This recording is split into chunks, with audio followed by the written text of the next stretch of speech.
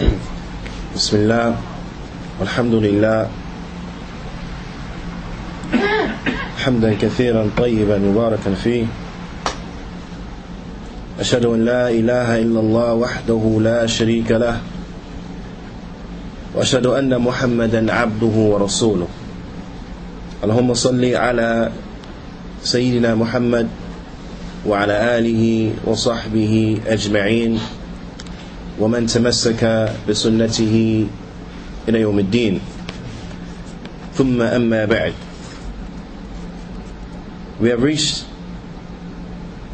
the conclusion of the second hadith from Arba'een al-Nawawiyya by Imam al-Nawawi rahimahullahu ta'ala. Alhamdulillah, we were on the second hadith, which is the hadith of Jibreel, for many months. Walillah alhamd. Now we move on to the next hadith, and you will find that the ulama, they testify to the excellent selection of Imam al-Nawawi with the selection of these particular ahadith, because there's great wisdom and great benefit in the way in which he collected these ahadith. The first hadith that is collected in the 40 hadith of Imam al-Nawawi is the hadith of Umar radiyallahu ta'ala anhu, إِنَّمَا الْأَعْمَالُ بِالنِّيَّاتِ, that verily actions are by their intentions. This is also the first hadith that is collected by Imam al-Bukhari in Sahih al-Bukhari. The second hadith that Imam al-Nawawi rahimahullahu ta'ala he brings is a hadith that is also collected or also narrated on the authority of Umar radiyallahu ta'ala anhu, and it is the hadith of Jibreel.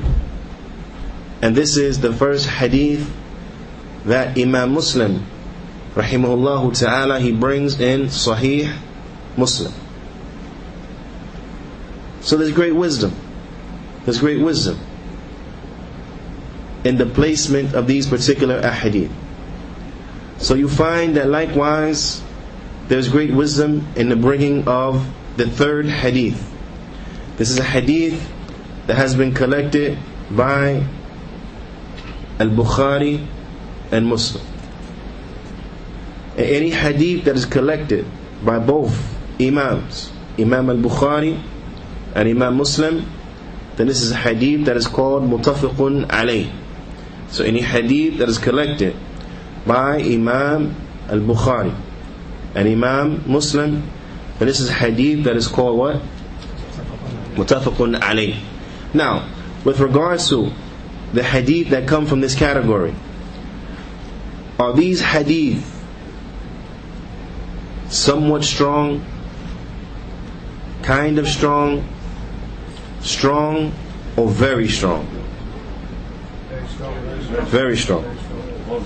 Now, are there any grading of hadith that is stronger than a hadith that's muttafaqun alayh? Nah, but yani, with regards to the collection, the agreement. No. Is it? No. This is the highest grade of hadith with regards to the authenticity of those ahadith that have been agreed upon as being authentic by both Imams, al-Bukhari and Muslim rahimahumullahu ta'ala. So this hadith is a hadith that has been agreed upon by Imam al-Bukhari and Imam Muslim rahimahumullahu ta'ala. And this hadith is on the authority of Abdullah ibn Umar radiyallahu ta'ala anhuma.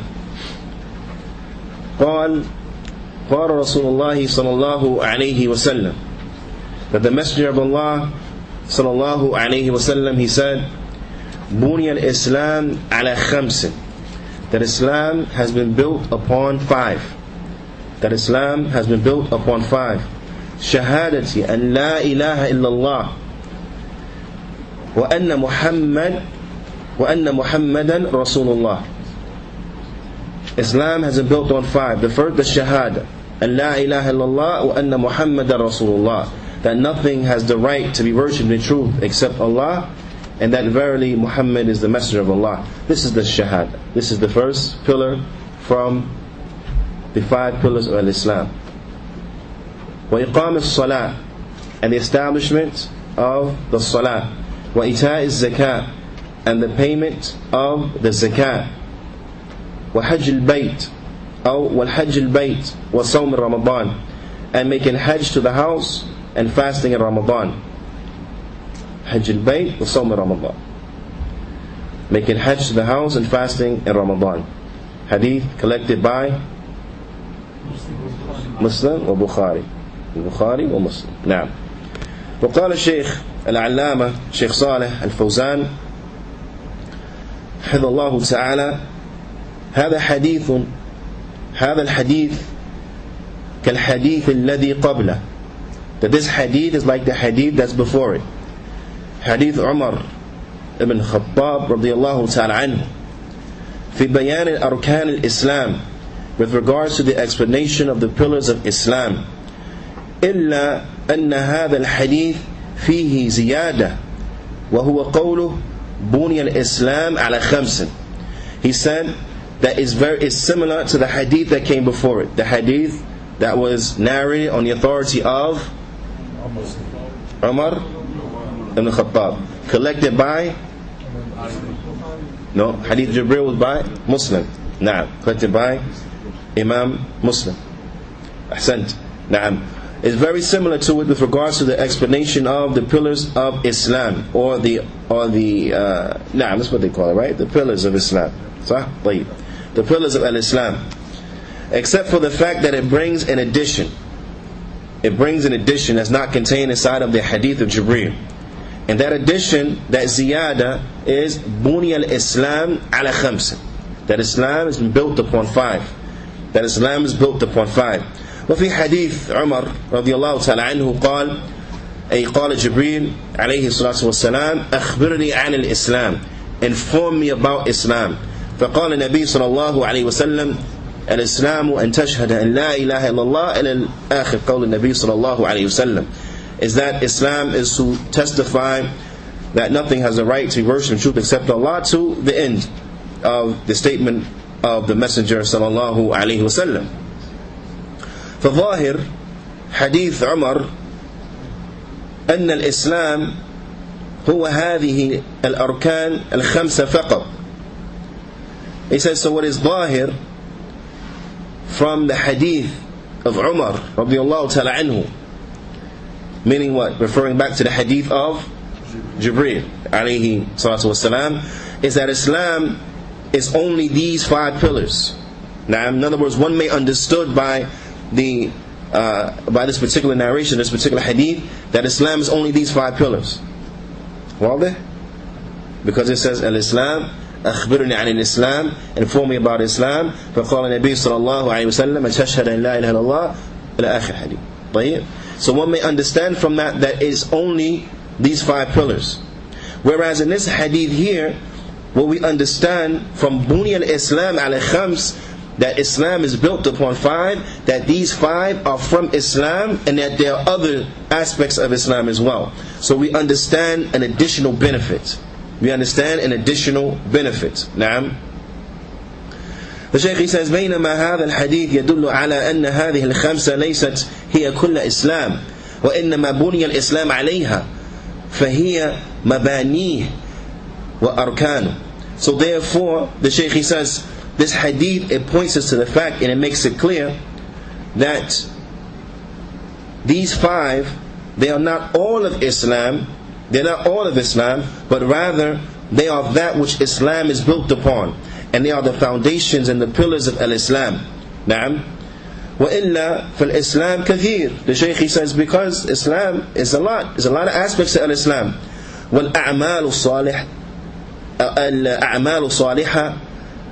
كلها من الإسلام. the righteous deeds, all of it is from al-Islam. الواجبات ومستحبات وكل الطاعات وترك المعاصي كل ذلك هو الإسلام. From those obligatory affairs, those recommended affairs, every action of obedience, leaving off sins, all of this is Islam.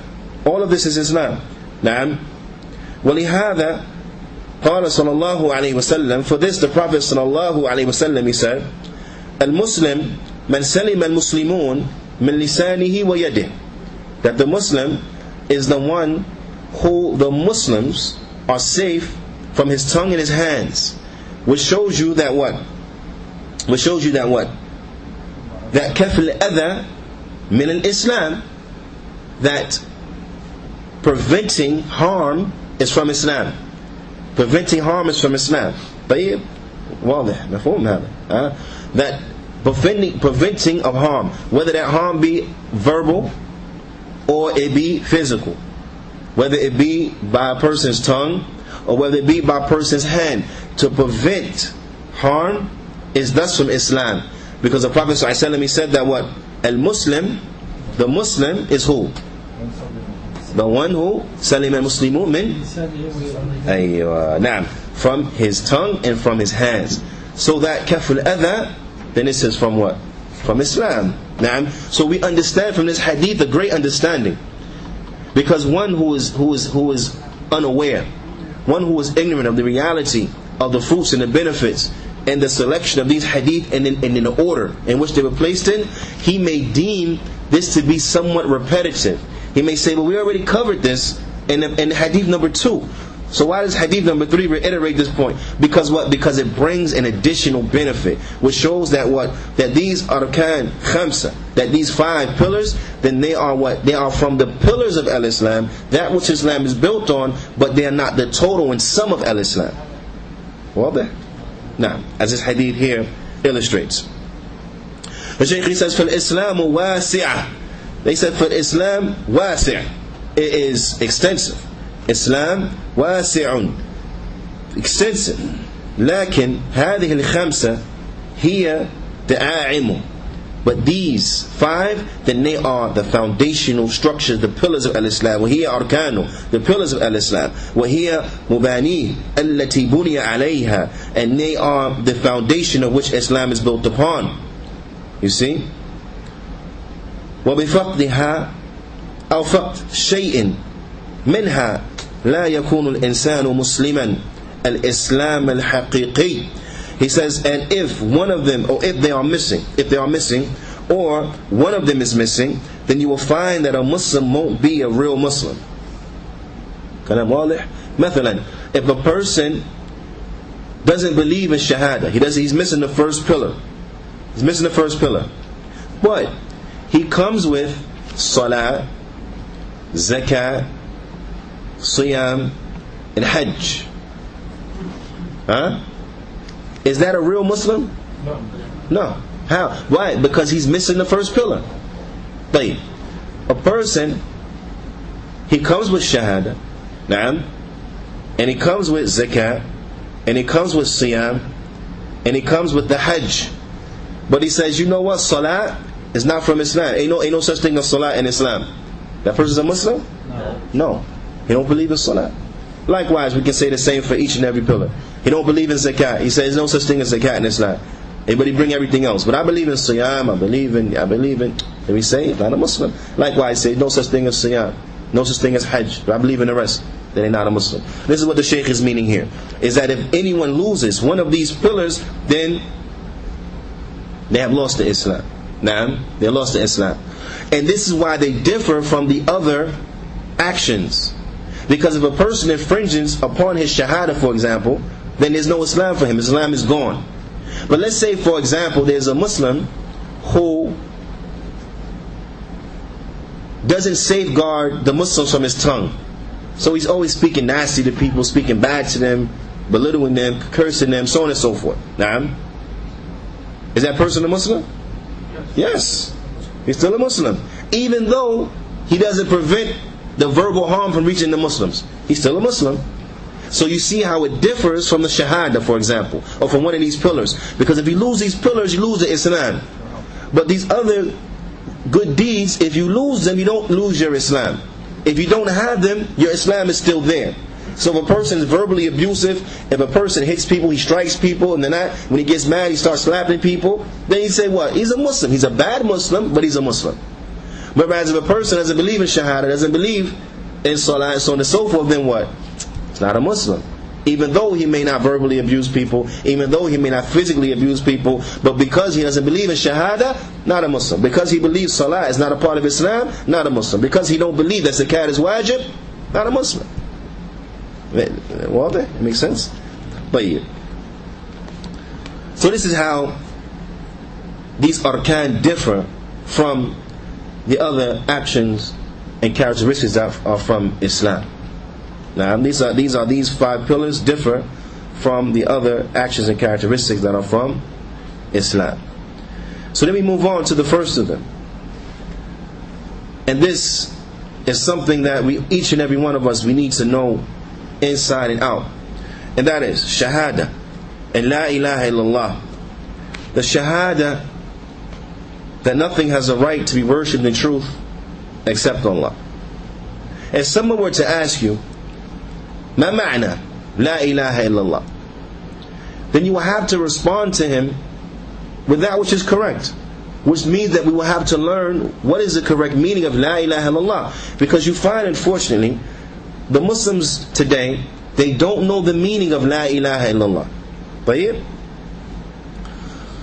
you were to ask them, some of them may say that the meaning of La ilaha illallah is La Rabba illallah. There is no Lord except Allah. Naam. Now, is this the meaning of La ilaha illallah? La Rabb illallah, La Khaliq illallah? Is that the meaning? That there is no Lord except Allah, and there is no Creator except Allah? Is that what it means? Is that what is intended by it? No. But, is that true? Is Allah the only Creator? Yes. Is Allah the only Lord? Yes, that is true. But that's not the meaning of La ilaha illallah. Naam, that's not the meaning of La ilaha illallah, because that only points to At-Tawheed al-Rububiyyah. At-Tawheed al-Rububiyyah. Whereas the meaning of La ilaha illallah, it covers all the categories of At-Tawheed. Naam, all the categories of At-Tawheed, but specifically what? Uluhiyyah. La ma'buda bihaqqin illallah. So if one were to ask you, what is the meaning? Ma ma'na la ilaha illallah? Then the answer will be, La ma'buda bihaqqin illallah. Nothing has the right to be worshipped in truth except Allah. Naam, that's the meaning of it. So this is important for the Muslims to know. The Shaykh, he says, ma'na. Now the Shaykh is explaining. Al-i'tiqad wal-yaqeen ma'a nuqt bil-lisan. It is a belief, certainty, with the articulation of the tongue. It's not enough for a person just to say, well, I believe it in my heart, but then they refuse to articulate it. If you believe it in your heart, then it's something it should come out on your tongue, because that which is in the heart, it will appear on the tongue, even if you don't want it to. That which is in the heart, it will appear on your tongue. Naam, this is the haqq. So if it's truly in the heart, if a person truly believes it, then it should be manifest upon the tongue. So thus he will say it, La ilaha illallah. Naam. The Shaykh, he says, لأنه لا يستحق العبادة إلا الله subhanahu wa ta'ala. He said, because worship does not belong to anyone except Allah subhanahu wa ta'ala. Worship, it only belongs to Allah subhanahu wa ta'ala. وأن عبادة ما سواه باطلة. And the worshipping of other than Allah, then it is false. وَالشِّرْكُ بِاللَّهِ. And it is to associate partners with Allah, to commit shirk with Allah Azza wa Jal. وَإِنْ كَانَتْ تُسَمَّ آلِهَةً. And even if these things that are worshipped are called gods. So this brings us to another erroneous meaning. And that is those who say that La ilaha illallah means there is no God but Allah. This is how they translate it. There is no God but Allah. Naam. There is no God but Allah. La ma'bud illa wa huwa Allah. This is what that means. Now when you say in Arabic, it sounds disgusting, does it not? La ma'bud illa wa huwa Allah. There's nothing that is worshipped except it's Allah. Because now you understand where this is really leaning to, where this is coming from. You understand now, man? Because when a person says this, it's wrong from two standpoints. The first standpoint is wrong because these other things that are worshipped, are they not called gods? Right? They're called gods, correct? When people worship a tree or a rock or a stone or their idols or human beings or the stars and such, do they not, these practitioners of this shirk, what do they refer to these things that they pray to as being? Gods, right? They say that they're gods. These are our gods. If you point to the false gods of the Hindu religion, for example, if you ask them about this one, and you say, who's this? They'll say, that's my God. Who's that one? That's my God. Who's that one? That's my God. Who's that one? That's my God. They call all of them their gods. Okay? So from the standpoint now, then to say there is no God but Allah doesn't hold weight, because there are other gods outside of Allah. Correct? But these other gods, these other gods outside of Allah subhanahu wa ta'ala, they're what? False, batil. This is what the Shaykh means here. He said that these things, they are batil, even if they're called gods. Even if they're called gods, they're wrong. Batil, false, erroneous. Makes sense? The second reason why this statement is not true, there is no God but Allah, is because what is meant and what is understood by that is La ma'bud illa huwa Allah. There is nothing that is worshipped except that it is Allah. And this is what they say, hulul. Or this is what they say when those people who believe in wahdat al-wujud, that Allah is everywhere and in everything. To say such a thing is to believe that everything that is worshipped is Allah. So when people are worshipping the rock, the stone, the statue, and that, then all these things are Allah. A'udhu billah. This is clear kufr. And this is why the ulama, they explain that those individuals who believe that Allah is everywhere and in everything, their kufr, their disbelief is greater than the disbelief of the Jews and the Christians and the polytheists. Because the Jews and Christians and polytheists, they restrict the things that they make divine to a particular number. Now, to say that anything is divine other than Allah is too much, is wrong, is kufr, is disbelief. Right? But in any event, it's restricted. Whether it be 1, whether it be 3, whether it be 4, 5, 6, 300, something like this. But those individuals say that Allah is everywhere and in everything, they do not restrict it. They put Allah in everywhere and everything. A'udhu billah. So when a person will say this statement, that there is nothing that is worshipped except that it is Allah, then what they're saying is that, or that there is no God but Allah, then what they're saying is that everything that is worshipped is Allah. A'udhu billah. And the people who have this understanding are those who believe that Allah is everywhere and in everything. Now, so we know this is not the meaning of La ilaha illallah, because La ilaha illallah, it comes and it's the kalima of at-tawheed. Whereas this statement of theirs that Allah is everywhere, this is a kalima of shirk. This is a statement of polytheism. The kalima of at-tawheed can't be explained by saying it means to be a polytheist. That just don't make sense, nah? So we understand that this is not the correct meaning. And this is why we have to be very careful of the literature that we use and that we hand out to people. Because you have a lot of the older translations in English, and they come, and this is what they have. La ilaha illallah, there is no God but Allah. Nah? And this is wrong. Now mind you, these are on pamphlets by way of which people utilize to call people to Islam. How are you going to call people to Islam and you're corrupting their understanding from the gate? From the beginning, you're corrupting their understanding. So we have to be very careful in the literature that we pass out. And this is why we're selective. People come and say they're restrictive. No, we're not restrictive for the sake of being restrictive, but we're not going to pass out that which has within it misinformation. So this is why if a person came and they dropped off a bunch of pamphlets, it could be 100,000 pamphlets, and we find they're in the likes of these mistakes, then we say we have 100,000 pamphlets that we're going to burn. We have 100,000 pieces of things that we can start the fire with so we can grill upon it. Right? So that's all it's good for. That's it. If that. Really. But yeah. So it's not that we're being restrictive. No, it's that we refuse to pass out things that contain within it misinformation. So we have to be careful. We have to be careful of the likes of these things. Because a person may say, well, it's just something small. No, say that. No. And when that thing takes root, this is what it leads to. Because if you were to speak to one who truly understands the ideology of the Hindus, right?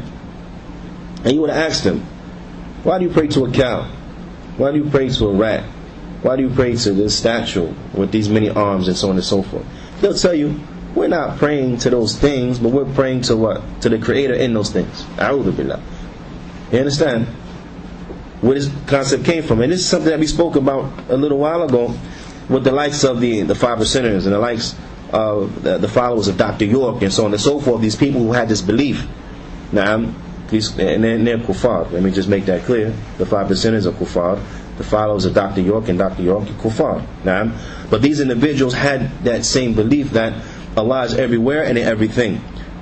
And because Allah was in everywhere, and they say, you know, everything but not the white people. That's their exception. Everything but not white people. That's what they say. Any event, but Allah is in black people.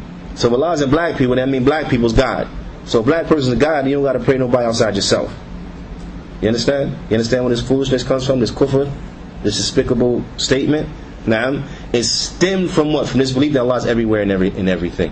This is where that erroneous, false, ugly, nasty, despicable, the most disbelieving of statements and beliefs leads to. This is where it leads to. You understand? So this is why we say this is not a small mistake. This is a tremendous mistake.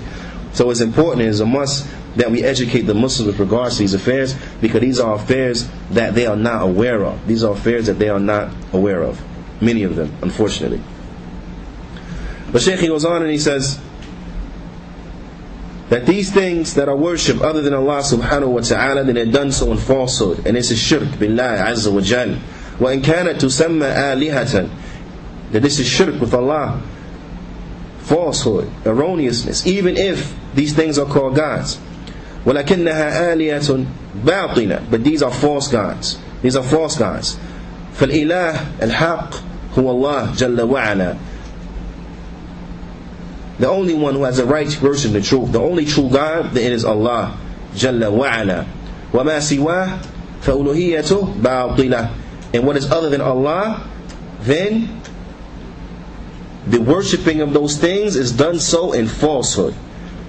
The worship of those things is done so in complete and utter falsehood. And for that, Allah subhanahu wa ta'ala, He says, ذَلِكَ بِأَنَّ اللَّهَ هُوَ الْحَقِّ وَأَنَّ مَا يَدْعُونَ مِن دُونِهِ الْبَاطِلِ. Allah Ta'ala, He says, and this is because Allah, He is the haqq. Allah, He is the only one that is worshipped in truth. And verily, everything that is called upon other than Him is done so in falsehood. Is done so in falsehood. Huwa al-batil is done so in falsehood. Wadah? This is from Surah Al-Hajj, and it's verse 62. Surah Al-Hajj, verse 62. So if someone were to come to you and say, Ya akhi, ma ma'na la ilaha illallah, then say to him, فَقُلْ, say, La ma'buda bihaqqin illallah. And then after that, لو سأل, وما دليل, what's your dalil? Then recite this ayah. ذَلِكَ بِأَنَّ اللَّهَ هُوَ الْحَقِّ وَأَنَّ مَا يَدْعُونَ مِن دُونِهِ الْبَاطِلِ. That is because Allah is the truth, and everything that is called upon other than Him is falsehood. Now, everything that's called upon other than Him is falsehood. So the Shaykh, he says, فَلَا بُدَّ مِنَ الْاعْتِقَادِ بِالْقَلْبِ وَالنُّطْقِ بِاللِّسَانِ وَالْعَمَلِ بِالْجَوَارِحِ. He said there is a must that there is a belief in the heart, a statement of the tongue, and actions of the limbs. Ya ikhwa, what's the definition of Iman in the Ahl Sunnati wal Jama'ah? Who knows? The same thing you said. No. So the same thing I said. We agree? The same thing I just said right now. What is Iman? What is the definition of Iman?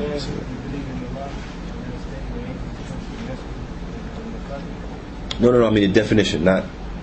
I'm sorry, the definition of Iman.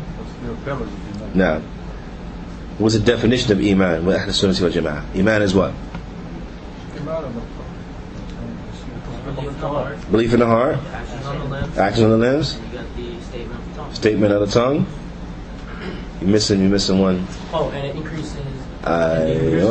Increase and decrease. Now, sense again. So what is it? What is Iman? If someone says, "What is the definition of Iman?" Then it's what?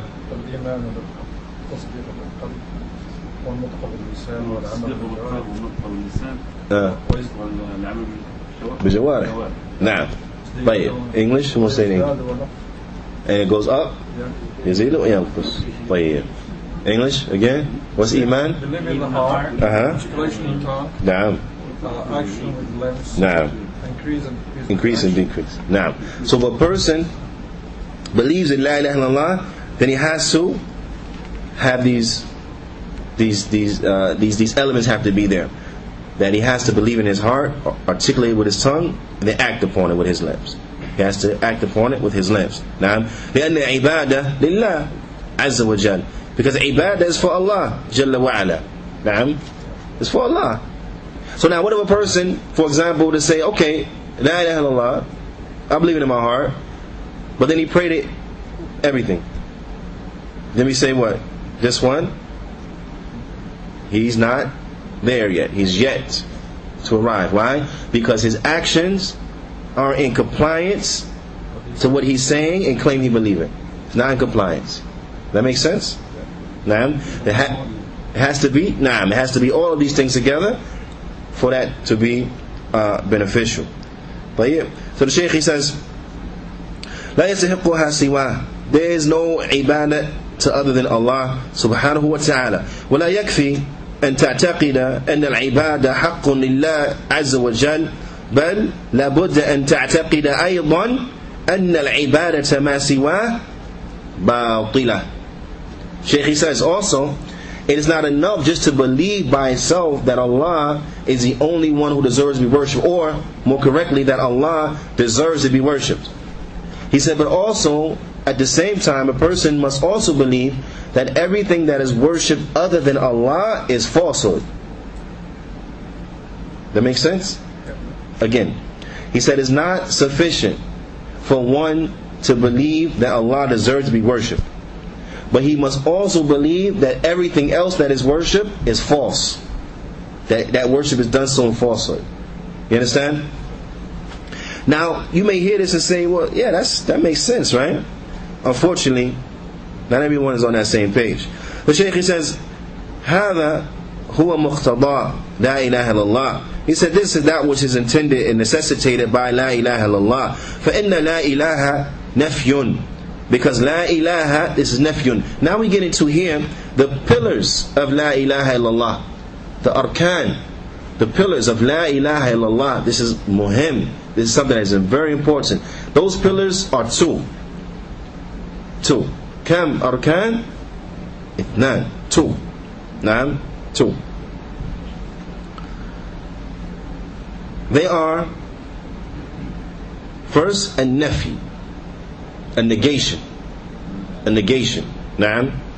That negation is found in La ilaha. This negates. Nothing has the right to be worshipped. La ilaha. And what's understood from that is what? Bihaqqin. In truth. This was understood. So nothing has the right to be worshipped where? In truth. Nothing has the right to be worshipped in truth. Because bihaqq, this construction from the jar wa majroor, then this is what? This is the khabar la. This is khabar la. طيب. على كل حال. Have to negate. Have to negate. And that negation coincides with what? Kufr bit-taghut. Kufr bit-taghut. Naam. Disbelieving in the taghut, the false gods. You understand? Where you get that from? That understanding from is from where? La ilaha. So none of these things that these people worship in deserve worship. That's the first nafi. So what's the first pillar from the pillars of La ilaha illallah is negation. Nafi. Now that's the first one. Right? How many pillars it has? Two. It has 3, 4, 1. How many? 2. You sure? You sure? You sure? Right. And then the nafi. What part points to the nafi? What part points to the negation? Again. La ilaha. طيب لا إله خير وإلا الله, the second part. إلا الله, then this is the exception and the confirmation or affirmation, or Arabic ithbat. Ithbat. Now, so you got nafi or ithbat. The nafi is the first pillar, and that is to have kufr and what? Taghut. So that's to negate worship for other than Allah. And then the second pillar is ithbat, and that is to affirm worship to Allah and Allah only, alone. Now, well, so what's the pillars of La ilaha illallah? Nothing with ithbat. How many of them? 2. What does La ilaha illallah mean? أحسنت له حق الله. طيب وإيش دليل؟ we need some دليل. سورة الحج. نعم سورة الحج. ها؟ نعم. نعم نعم. So again, that's Surah Al-Hajj, verse number 62. 62. ذلك بأن الله الحق وأن ما يدعون من دونه هو الباطل. نعم. طيب أحسنتم. نعم. That's excellent. Wallah, you go to Tabligh for decades, you never learn this, because it's not a concern for them. It's unfortunate, but it's not. And this is the problem when it comes to these innovative ways and methodologies, is that they don't give to the people what they need, and this is why these things are fruitless and why they are a waste of time. If you truly want to benefit your brothers, if you truly want to benefit the Muslims, then you have to come to them with that which is most important. Aham thumma muhim. What's most important, and then you go to that which is important. Because to go with them, and this is not to say that, because this is where the shaitan comes and he plays games with people, is that they'll come in and say, what's wrong with telling the women, encouraging women to cover? What's wrong with that? Telling them to be shy, telling the brothers to be shy, and that. What's wrong with that? Of course there's nothing wrong with that. They'll say, what's wrong with warning people from drinking alcohol and taking intoxicants? Well, of course there's nothing wrong with that. Well, what's wrong with talking about the fada'il, those superior things of the superior things, and what's wrong with telling people you need to soften your heart, and so on and so forth, and cry more and weep over your sins and this and that. What's wrong with that? And of course you'll say, well, nothing is wrong with that. But what's wrong with encouraging people to pray Qiyamul Layl? Nothing is wrong with that. But now here's my question: what's right with going to a people mentioning all of those things only mentioning those things to a people who don't understand Tawheed, to a people who have fallen into shirk out of ignorance? They've fallen, these are your brothers now, Muslims, fallen into shirk out of ignorance. They don't know. They make dua to the wali so-and-so, dead in the grave. We know this happens, right? They have these masajid, or maqbara, and they have in it qabur, or qabr. And then the people are throwing notes back there, they're facing it, making dua, istighatha, and the like. Or even outside the masjid, stuff happens and they call, Ya Abdul Qadir, A'udhu Billah, Naam, Ya Badawi. Sah? This happens. You have a people who this is their understanding. This is their understanding. Like some of the Sufiya from the smoke.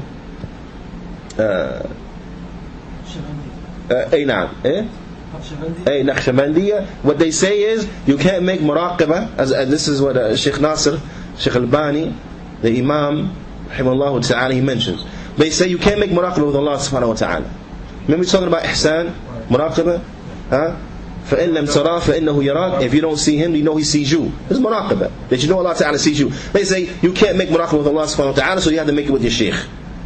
A'udhu billah. Na'am. A'udhu billah. There was one of the students, he came from Syria, came to Egypt, and he said that in some of their masajid, they have pictures of the sheikh. And they look at the sheikh before they pray, get the sheikh in their mind, and they pray. A'udhu billah. He said even some of them people, they used to have wallet-sized pictures. They would put in it, you've seen the pocket? They put in the pocket. He said some of them, before the salah come, they like this.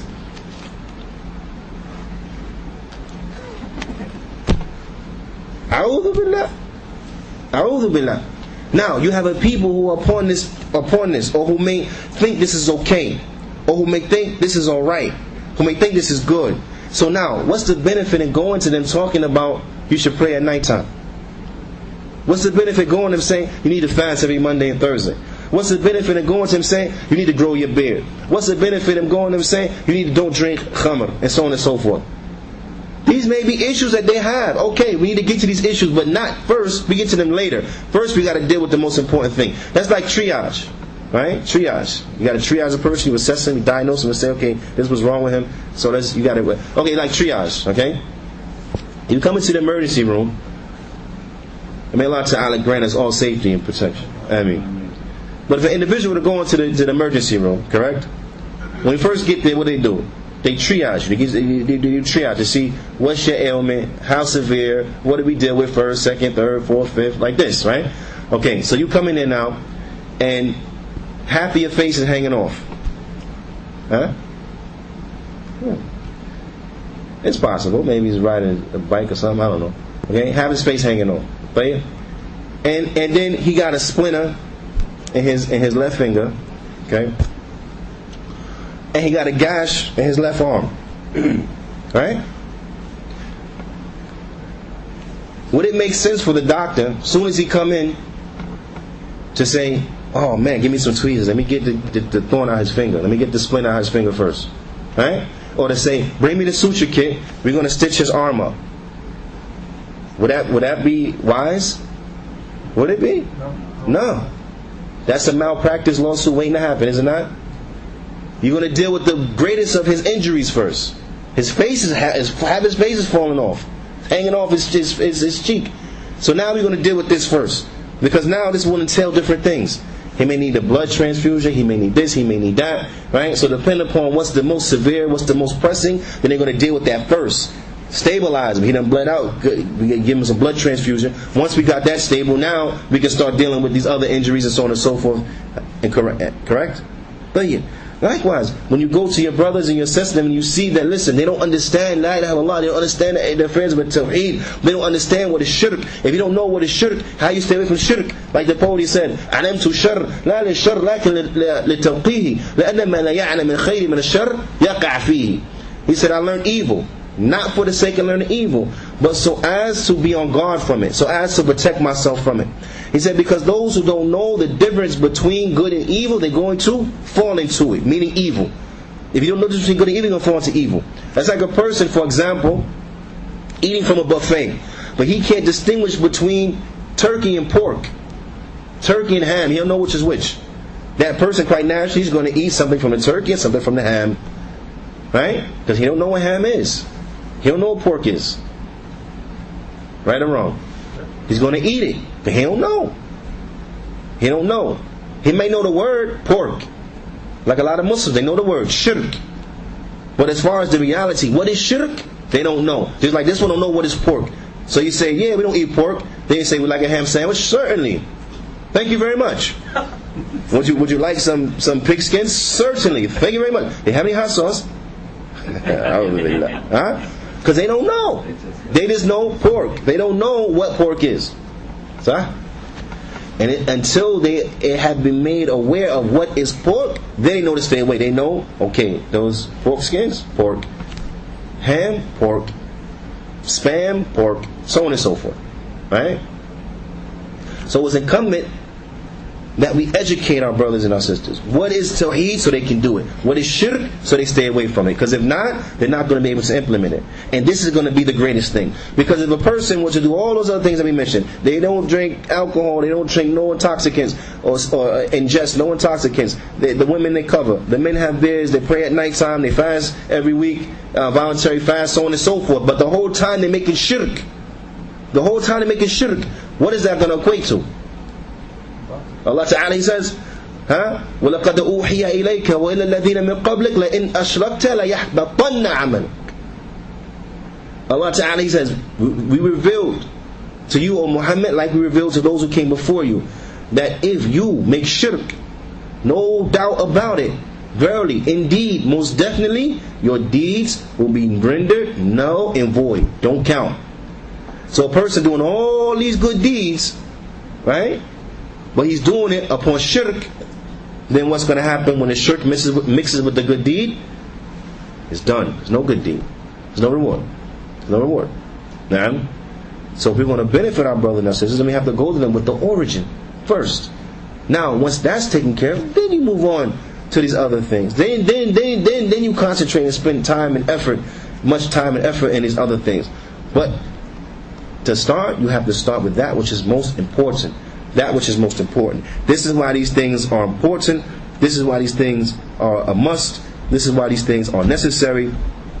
This is why Ahl Sunnah, they are the most beneficial of the people to the people, because they don't busy the people that which is not going to benefit them, but they give them that which is going to benefit them. Because all of those things that we mentioned, what is going to be the greatest aid, what is going to be the greatest thing that will help you upon these things, is that you understand Tawheed, your Aqeedah is correct. When a person's Aqeedah is correct, he understands that Tawheed, he's implementing Tawheed and so on and so forth, then he will be encouraged to worship Allah subhanahu wa ta'ala.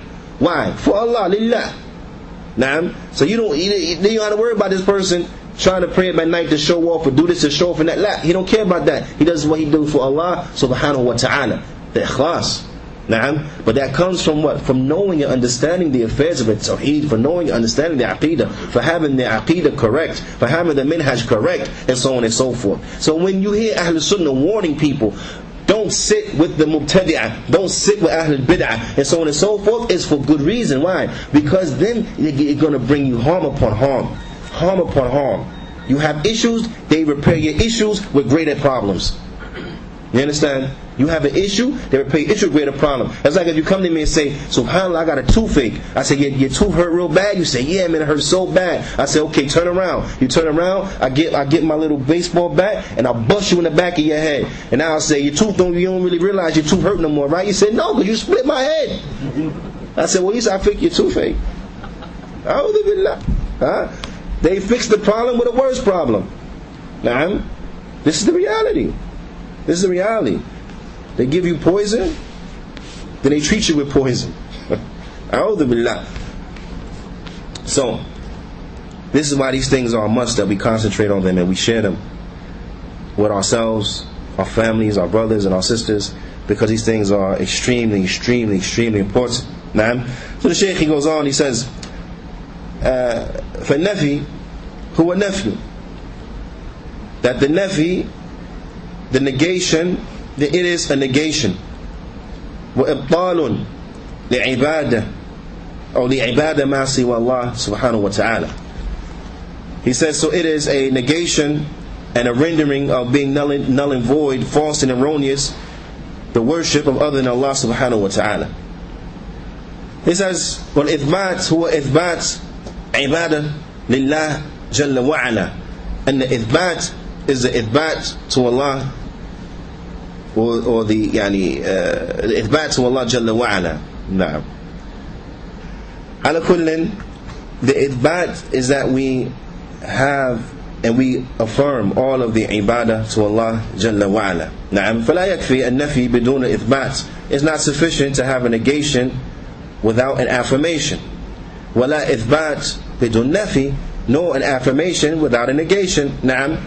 لا بد منهما جميعا, but you got to have them both. So for example, a person that came in and said, okay, nothing is earthly worship, intro, and that's it, he stopped. Then you say that's not going to get you that, not yet, that's not enough.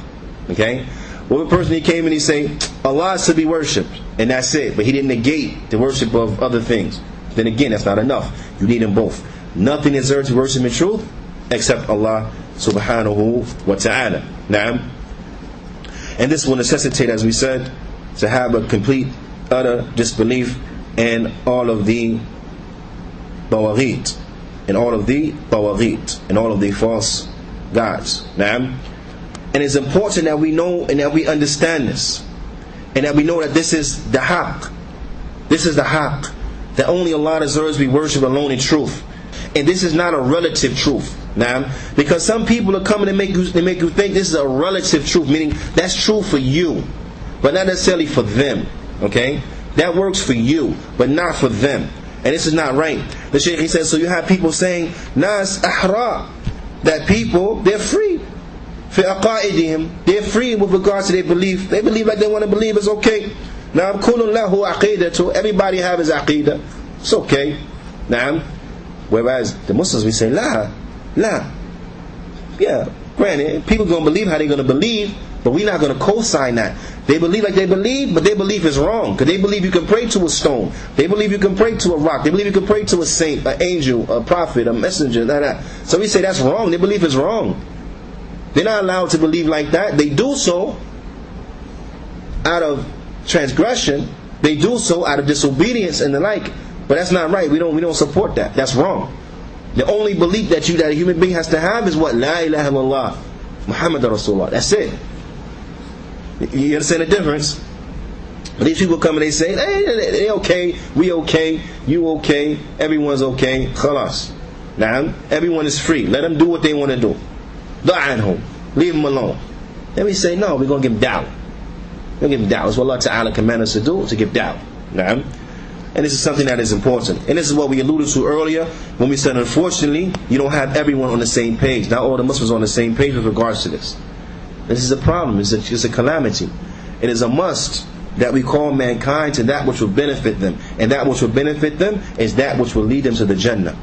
And that is La ilaha illallah Muhammad Rasulullah. Naam.